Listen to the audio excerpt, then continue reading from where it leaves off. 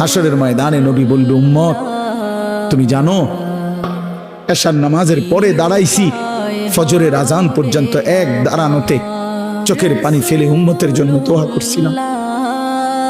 আল্লাহ রসুলের স্ত্রী আম্মা জান আয়েশা বলছেন, নবী এই পরিমাণ কাঁদছে, এতটা লম্বা দাঁড়ায় ছিল উম্মতের জন্য, হাত্তা তাওয়াররামাত কাদামাহু, দুইটা পাও ফুলে ফুলে গেছে। আল্লাহ নবী বলবেন, উম্মত আমি 23 বছর কাঁদছি রে, প্রতিটা রাত কেঁদেছি, দিন কেঁদেছি।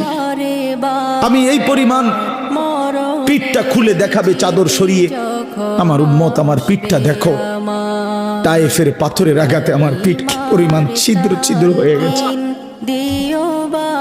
আমি সেই নবী, যে নবী তোদের জন্য পেটে ক্ষুধার কষ্টে পাথর ভাঙছিলাম দুইটা।